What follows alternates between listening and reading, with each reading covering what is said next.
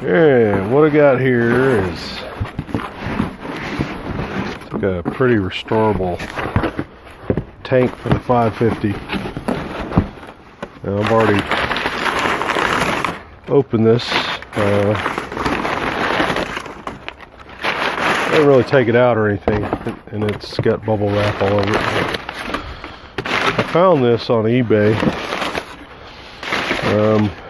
because the last one I bought that ended up being for a 750. I sent that back to the seller, and he gave my money back on it, which is good. But I had that money just kind of sitting in my account there, and most of the other 550 tanks that I saw, let me just put all this back in here.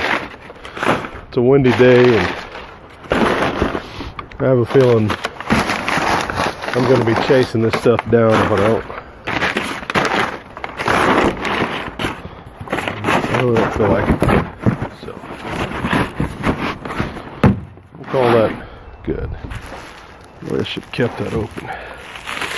Alright, this tank is not as nice as the other one, but it costs roughly the same. Like I said, I had that money in the account, just sitting there, and I still needed to find a tank. So it's not as nice as the other one, but it's a 550 tank, and I can already see the differences. This one's restorable. It's not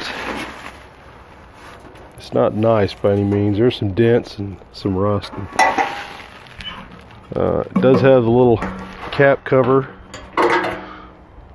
so I don't have to buy that if I use it, and I think I am going to use it.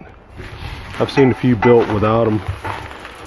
The biggest thing is the inside is really bad, pretty bad in there, but we can clean that out and seal it up.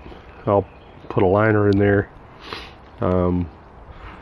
This one also comes with a lock for the lid, but no key, so we'll come up with something. But key differences between this and the 750 tank, not only the length, but I don't know if you can see this, but there's this little dip right here. The 750 doesn't have, it's more rounded here. This will allow you to be able to turn and give you clearance, which the other one, the 750 tank, when it was on the bike, the fork legs did hit. So this tank needs some work, definitely. It's not terrible. There's a big dent right here. There's one on the other side as well. There's a dent right here, the dent, some flaking right there. I haven't looked at it any more than what you're seeing now in the pictures that were on eBay. Let's see. One of the biggest things I was looking for is making sure there's no pinholes, even if there were, that weren't too bad. Sometimes you see them around here, around the petcock. You see them at the bottom of the tank here, just above this little pinch weld. So I don't really see anything there. So I think it's a restorable tank. I'm sure I can do something with little dings and dents in it and the rust. And obviously, even on the other tank, it was near perfect, but I was never going to put it on like it was. It was going to get stripped down and repainted. This one will be the same way. It's going to require a little more work than the other one would have, but I'm glad to finally have something to put on the bike. So probably tomorrow I'll put it on the bike and just make sure. There's a lot of rust coming out. A lot of rust coming out of that petcock hole, but I'm gonna just set it on the bike and make sure it's, you know, the backup's where we want. I'm glad it comes with the rear isolator, because I gotta make some sort of a rear mount for it too, because that bike in '82 they mounted in the rear totally different than this is from like a '78. But we're gonna make this work. This is what we have. Totally restorable. Pretty rough. It's not too bad. There were some that were really bad. There were some that were just kind of like someone dropped out of an airplane, and one had been in a fire, and it was swollen and warped, and I don't even know why anyone's selling that. Well, I don't know what you could even do with that. The ones that are mangled beyond repair, I mean, why is it on eBay? This one here is okay. It's not bad. This is what I consider restorable. I'm not intimidated by these little dents in the, you know, there are some dents. There's some right there.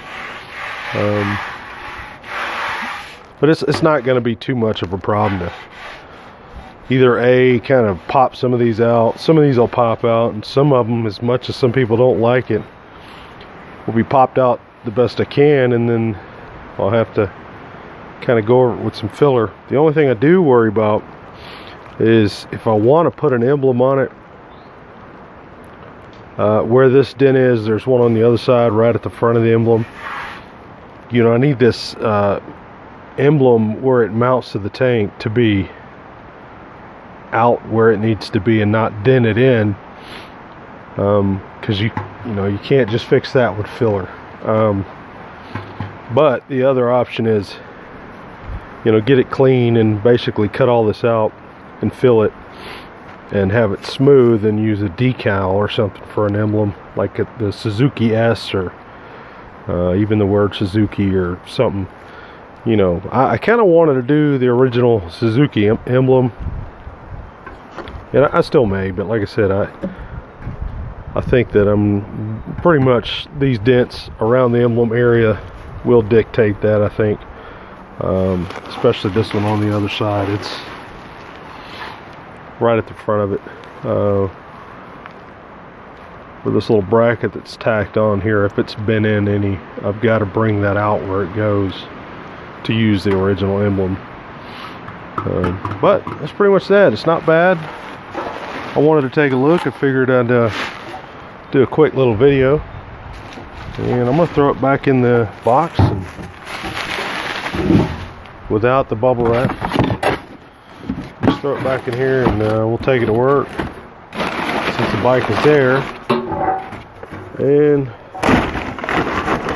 see if we can get it nestled down in there. I'll just stick it on the bike, see what it looks like. I'll box that back up a little better. Alright, take it easy.